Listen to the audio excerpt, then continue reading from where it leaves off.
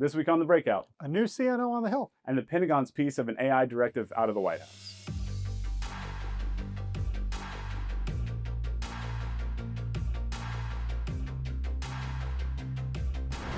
Welcome to the weekly Breakout. I'm managing editor Lee Fair, and I'm here with Justin Katz, I'm the Naval Warfare Reporter. We brought Justin on to talk about Navy news on the Hill. Justin, there was a hearing last week we're paying a lot of attention to. What was it? Who was there?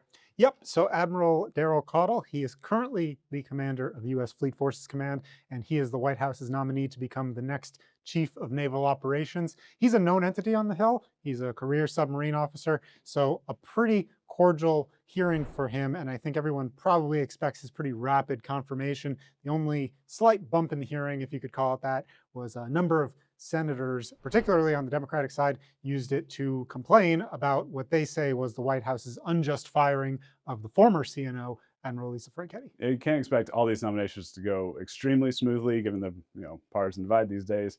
But this one was fairly smooth, except he did seem to make some news about submarines. What did he say about submarines? Yeah, so Admiral Caudle was asked about the USS Boise. That submarine has become a little bit infamous in the US Navy. It has been stuck dockside for almost 10 years now.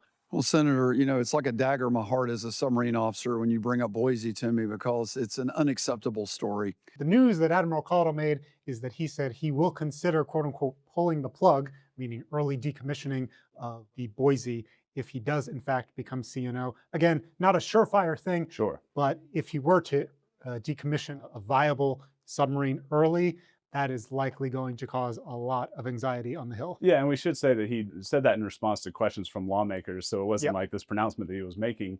But the fact that he was open to it, you spoke to some analysts who were like, this would be a big deal. Yeah, absolutely. Analysts kind of were on two sides of it. On one hand, the Navy needs submarines. They have a goal of 66. They're nowhere near it. So that's kind of the reasons why you wouldn't want to decommission a perfectly good submarine. On the other hand, even when a submarine like USS Boise sits dockside, the Navy still has to pay for a nearly full complement of sailors to watch the nuclear reactors, to do force protection to make sure that submarine is protected and stays in good condition. So that costs a lot of money. Multiply that money by 10 years, that's a lot of money being spent for a submarine to just sit dockside and never dive. So we have to assume if Caudle gets through his nomination, which we expect that to happen, that may be a decision we see coming down one way or the other. Justin's going to stay on top of it. When we come back, we're going to talk about an AI directive out of the White House and what the Pentagon has to do. At Leonardo DRS, our agility helps bring the ability to dominate in any scenario, on any platform, helping our warfighters accomplish the mission and get home safely. Leonardo DRS, our agility, your advantage. All right, we're back. I brought on Sydney Freeberg, who's our emerging tech reporter. Sydney is making his breakout debut, which I'm extremely excited about. I know Sydney is very excited about.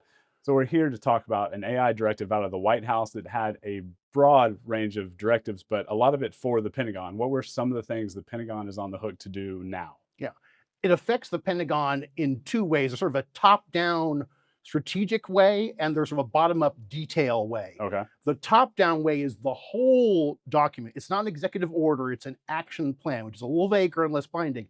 But the whole thing is about strategic competition with China, zero-sum competition, essentially likened it to the space race. Quote, the United States is in a race to achieve global dominance in artificial intelligence. That is the first sentence of the entire thing. But also not a new concept. I mean, several past administrations have promoted AI. What's different about this one? Yeah, I mean, the zero-sum nature of the competition, the intensity of it is definitely a new thing, and that's going to affect everything the Pentagon does as the rest of the federal government. But then you get to the level of specifics. Right. A lot of them, the Pentagon plays a leading role, not just in reforming its own internal action on AI, but also in leading the way on coordination, on setting technical standards, even ethical standards across the federal government. And you and I have talked about Terminator quite a lot whenever it comes to AI. That's a small part of this, I assume. I understand there were 19 different recommendations. Is that right? That's by my count. The most fun one, although it's a little vague at this point, is there's going to be a virtual proving ground to test AI, autonomous robotic systems.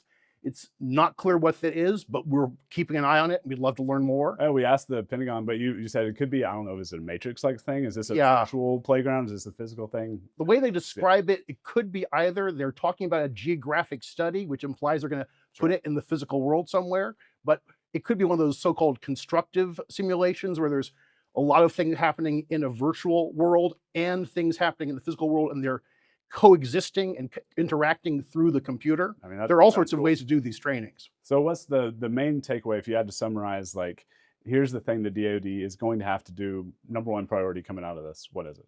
The most immediate thing is probably a specific order for DARPA, Okay. which is the Defense Department's advanced research agency.